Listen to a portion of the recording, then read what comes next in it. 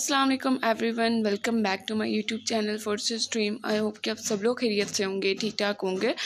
आज की video PF की जो न्यू वैकेंसीज अनाउंस हुई हैं 2024 की, उससे रिलेटेड है। इसमें मेल्स एंड फीमेल्स दोनों एलिजिबल हैं, दोनों अप्लाई कर सकते हैं। किस किस फील्ड में कितनी रिक्वायरमेंट्स है, क्या एलिजिबिलिटी क्राइटेरिया, कैसे अप्लाई करना है, रजिस्ट्रेशन डेट कब से स्टार्ट है एंड कब एंड हो रही है। आपकी सारी क्वेरीज इस वीडियो में सॉल्व होने वाली हैं। सो वीडियो को आपने एंड तक देखना है ताकि आप कोई भी पॉइंट मिस ना करें। वीडियो स्टार्ट करने से पहले अगर आप मेरे चैनल पर नए हैं और आपने अभी तक फोर्सेस ड्रीम को सब्सक्राइब नहीं किया तो जल्दी से सब्सक्राइब कर दें, साथ पे बेल आइकन के बटन पर क्लिक करें ताकि मेरे आने वाली हर न्यू वीडियो का नोटिफिकेशन बर वक्त मौसूल हो सके। इंस्टाग्राम पर फोर्सेस ड्रीम के नाम से मेरा अकाउंट है, वहाँ पर भी लास्ट में फॉलो करें। वीडियो को अपने एंड तक देखना है ताकि आपको सारी कंप्लीट डिटेल्स पता चल जाए। सबसे पहले इन्होंने अपनी एडवर्टाइजमेंट में लिखा हुआ है कि candidates must be in possession of NADRA smart card. आपको स्मार्ट कार्ड जो नादरा से मिलता है वो आपके पास लाजमी होना चाहिए अप्लाई करने के लिए। सबसे पहले एलिजिबिलिटी क्राइटेरिया ही है कि आपके पास स्मार्ट कार्ड लाजमी होना चाहिए।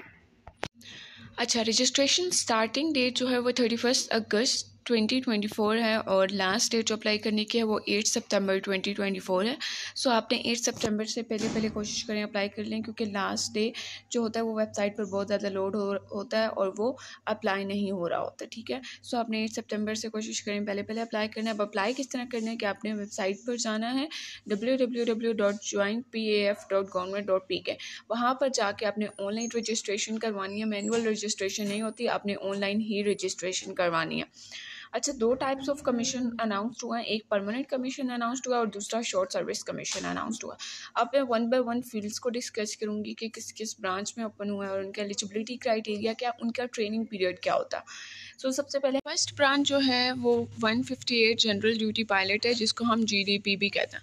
इसमें जो एज की रिक्वायरमेंट्स है वो 16 से 22 ईयर्स की गर्ल्स अप्लाई कर सकती हैं और उसके बाद वो अप्लाई नहीं कर सकती। सिर्फ 1 से 2 मंथ्स की रिलैक्सेशन होती है, उसके बाद रिलैक्सेशन नहीं दी जाती। नेशनैलिटी जो है वो मेल एंड फीमेल दोनों अप्लाई कर सकते हैं GDP के लिए। और आप लोगों ने एक और बात का ध्यान रखना है अप्लाई करते हुए कि आप पहले ही डिसाइड कर लें कि आपने कौन सी ब्रांच में अप्लाई करना है।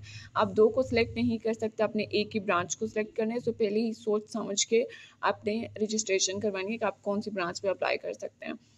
Male and female citizens of Pakistan GDP के लिए अप्लाई कर सकते हैं। Unmarried girls and boys apply कर सकते हैं। हाइट जो मिनिमम रिक्वायर्ड होती है वो 5 फीट 4 इंचेस यानी कि 163 सेंटीमीटर मिनिमम हाइट रिक्वायर्ड होती है। उसके अलावा जो आपकी आई साइट है विजन, वो 6/6 होना चाहिए ईच आई का विदाउट ग्लासेस, क्योंकि GDP में आपको ना हाइट में और ना ही विजन में कोई रिलैक्सेशन नहीं दी जाती। इसीलिए आपने GDP में अगर अप्लाई करना है तो आपकी मिनिमम हाइट इतनी होनी चाहिए और आपका विजन भी 6/6 होना चाहिए विदाउट ग्लासेस। क्वालिफिकेशन जो रिक्वायर्ड है, पहले इसमें ये होता था कि 60% मिनिमम मार्क्स रिक्वायर्ड होते थे FSC में 60%, बट अभी इन्होंने क्राइटेरिया में थोड़ी सी चेंजेस किए हैं और अब 65% मिनिमम मार्क्स रिक्वायर्ड होते हैं आपको अप्लाई करने के लिए। अगर आपने FSC प्री इंजीनियरिंग की हुई है, प्री मेडिकल किया हुआ है या कंप्यूटर साइंस तो आप अप्लाई कर सकते हैं। अगर किसी ने A लेवल्स किया हुआ है with physics, maths, computer science या बायोलॉजी तो वो भी एलिजिबल हैं, अप्लाई कर सकते हैं। अगर किसी ने फिजिक्स की हुई FSC की हुई है विद फिजिक्स और कोई भी 2 सब्जेक्ट्स चूज़ किए हुए जिसमें से मैथ्स आ गई, स्टैट्स आ गया, कंप्यूटर साइंस आ गया एंड बायोलॉजी आ गया, तो वो भी अप्लाई कर सकते हैं। इसके अलावा अगर आपने BS की डिग्री की हुई है एविएशन मैनेजमेंट में या BE किया हुआ है एरोस्पेस में या एवियोनिक्स में तो आप उसमें भी एलिजिबल हैं, आप अप्लाई कर सकते हैं। GDP का जो टोटल ट्रेनिंग पीरियड होता है वो 4 ईयर्स होता है।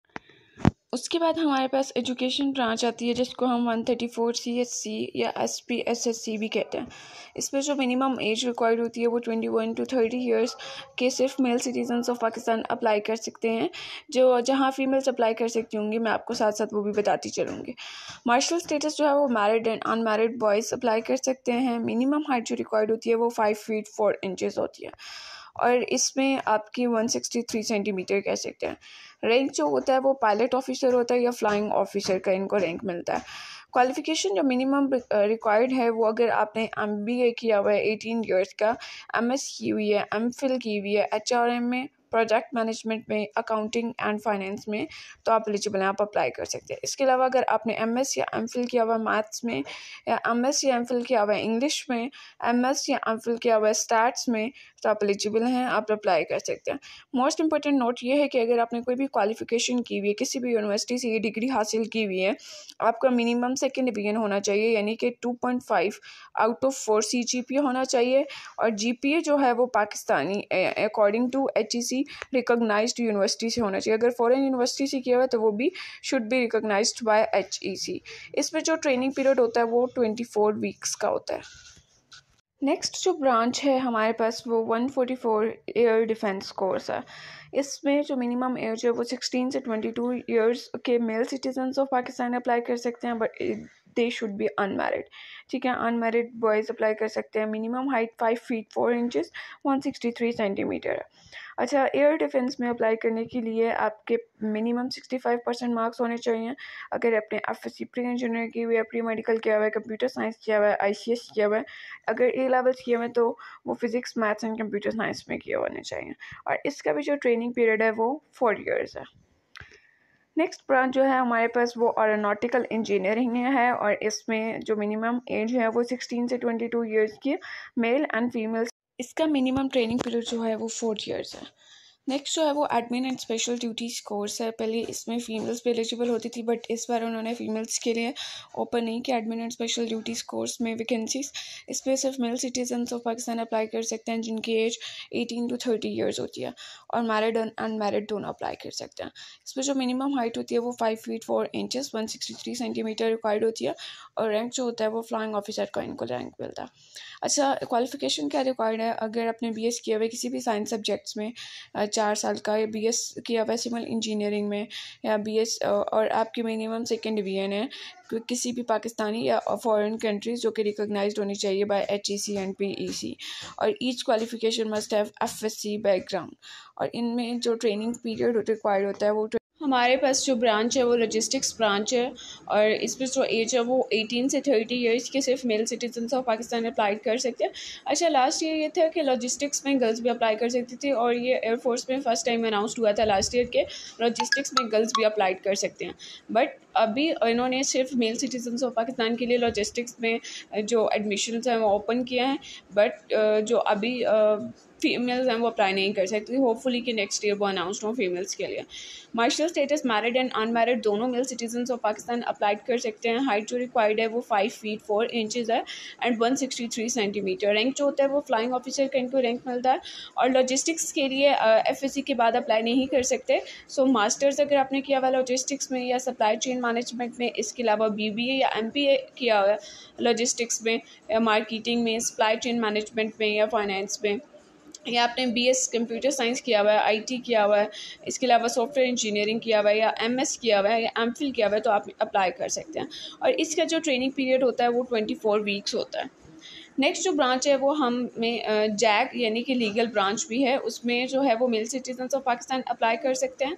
21 to 30 years minimum age required है, और marshal status married and unmarried both apply कर सकते हैं। अच्छा, हाइट की रिक्वायरमेंट सबकी सेम है 163 centimetre, minimum 5 feet 4 inches.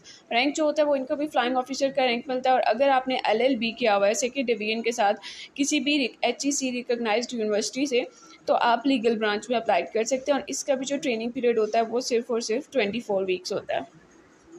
Next जो ब्रांच है वो IT की ब्रांच है, और इसमें भी male citizens of Pakistan apply कर सकते हैं। मैरिड एंड अनमैरिड दोनों अप्लाई कर सकते हैं। एज और हाइट दोनों की सेम रिक्वायरमेंट है। 18 to 30 ईयर्स के male citizens of Pakistan apply कर सकते हैं, और जो हाइट है वो मिनिमम 163 सेंटीमीटर है।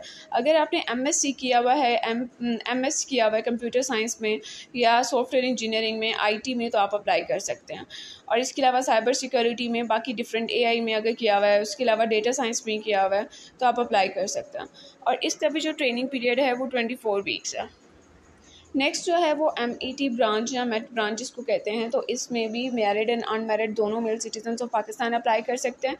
और इसमें भी आपका जो ट्रेनिंग पीरियड होता है वो 24 वीक्स का होता है और आपको फ्लाइंग ऑफिसर का रैंक मिलता है।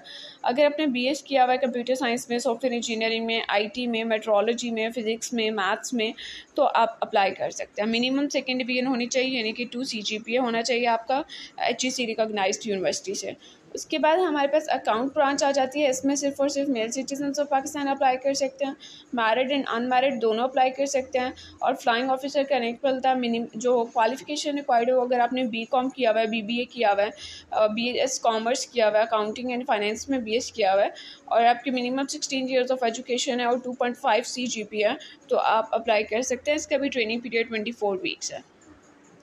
नेक्स्ट इसका सिलेक्शन प्रोसीजर ये है कि आपने ऑनलाइन रजिस्ट्रेशन करवानी है वेबसाइट पर जाके, जो कि है www.joinpf.government.pk, और लास्ट डेट अप्लाई करने की 8 सितंबर 2024 है। सो आप उससे पहले अप्लाई कर दें, क्योंकि PF वाले अपनी डेट्स को, रजिस्ट्रेशन डेट को एक्सटेंड नहीं करते। अच्छा, सबसे पहले अगर आप प्री मेडिकल के स्टूडेंट और आप परमानेंट कमीशन के लिए अप्लाई करना चाहते हैं, तो आपका इंटेलिजेंस टेस्ट के साथ साथ, इंटेलिजेंस में 2 पोर्शंस होते हैं, एक वर्बल और एक नॉन वर्बल, एंड देन आपका उसके साथ आपका एक और पोर्शन आता है, उसमें इंग्लिश एंड फिजिक्स आपको प्रिपेयर करनी होगी अपने FSC की बुक से।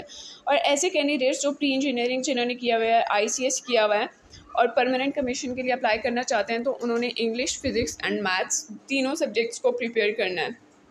इंटेलिजेंस पोर्शन भी उनके टेस्ट में इंक्लूड होगा, वर्बल एंड नॉन वर्बल। और अगर कोई 134 CSC के लिए अप्लाई कर रहा है, तो उसमें भी एकेडमिक टेस्ट जो होगा वो उनके रेलिवेंट सब्जेक्ट से रिलेटेड होगा। इनिशियल टेस्ट के बाद आपका इनिशियल मेडिकल टेस्ट होता है। इनिशियल मेडिकल के बाद आपका इनिशियल इंटरव्यू होता है, और वो भी आपका उसी सेंटर में होता है जहां आपने PF का टेस्ट दिया होता है। अच्छा, अब यहाँ पर इसमें न्यू क्राइटेरिया ऐड हुआ है 2024 में, आपका इनिशियल फिजिकल टेस्ट भी ऐड कर दिया गया है। पहले इनिशियल फिजिकल टेस्ट नहीं होता था, सिर्फ इनिशियल टेस्ट होता था, उसके बाद इनिशियल मेडिकल होता था, दैन आपका इनिशियल इंटरव्यू होता था। बट अब आपका इनिशियल फिजिकल टेस्ट भी ऐड कर दिया गया, जिसमें आपने रनिंग करनी है 1 माइल, पुशअप्स 15 आपने करने हैं, सिटअप्स जो हैं वो 20 हैं, चिनअप्स जो हैं वो 3 हैं। और इसका क्वालिफिकेशन क्राइटेरिया आगे टाइम मेंशन है। रनिंग के लिए जो 1 माइल आपने करनी है वो 8 मिनट्स में कंप्लीट करनी है, पुशअप्स आपने 2 मिनट्स में करने हैं 15 पुशअप्स, सिटअप्स आपने 20 करने हैं 2 मिनट में, और चिनअप्स आपने 3 करने हैं 2 मिनट में। इसके अलावा सिर्फ शॉर्ट लिस्टेड कैंडिडेट्स को ISSB की कॉल आती है। बहुत सारे ऐसे कैंडिडेट्स जिन्होंने इनिशियल टेस्ट क्लियर कर लिया होता है, इनिशियल इंटरव्यू भी क्लियर कर लिया होता है, लेकिन आपका शॉर्ट लिस्टिंग नहीं होती कभी के बार। सो उसमें फिर सिर्फ शॉर्ट लिस्टेड कैंडिडेट्स को ISSB की कॉल आती है, और जो ISSB होता है वो कोहाट, गुजरांवाला, मलीद या कोयटा में होता है। उसके बाद आपका फाइनल मेडिकल एग्जामिनेशन होता है, वो CMB लाहौर में होता है। और फिर आपका फ्लाइंग एप्टीट्यूड टेस्ट वो GDP कैंडिडेट्स के लिए सिर्फ होता है, और बाकी जिन्होंने CAA के लिए अप्लाई किया होता है, तो फिर उनको सर्विस रिक्वायरमेंट्स के अकॉर्डिंग अगर वो सक्सेसफुल हो जाते हैं, तो फिर उनका जो होता है वो एडमिशन हो जाता है, क्योंकि फिर आप लोग की ट्रेनिंग होती है, और ट्रेनिंग के बाद फिर आपको रैंक दिया जाता है। नेक्स्ट जो है वो हमारे पास ये है कि जो इनएलिजिबिलिटी कंडीशंस है वो ये है कि अगर आप रिजेक्ट हो चुके हैं 2 दफ़ा ISSB से, तो आप अप्लाई नहीं कर सकते। और अगर आप एक दफ़ा रिजेक्ट हो चुके हैं, अगर आप इंटरमीडिएट में थे, ग्रेजुएट हो चुके थे PMS से, तो आप फिर अप्लाई नहीं कर सकते। अगर आप 2 दफ़ा ISSB दे चुके हो तो आप नहीं अप्लाई कर सकते। और ऐसे कैंडिडेट्स जो FSC के बाद 2 दफ़ा टेस्ट दे चुके हैं, तो वो तीसरी दफ़ा दे सकते हैं। टोटल 3 चांसेस होते हैं। सो आप, आई होप कि आप लोगों को ये वीडियोस अच्छी लगी होगी, आपकी जो भी क्वेरीज थी वो सॉल्व हो गई होंगी। अगर फिर भी आपका कोई क्वेश्चन है तो आप कमेंट सेक्शन में पूछ सकते हैं, या इंस्टाग्राम पर फोर्स स्ट्रीम के नाम से मेरा अकाउंट है, वहाँ पर पूछ सकते हैं। सो नेक्स्ट वीडियो तक के लिए मुझे दीजिए इजाज़त। अपना बहुत सारा ख्याल रखिएगा। अल्लाह हाफ़िज़।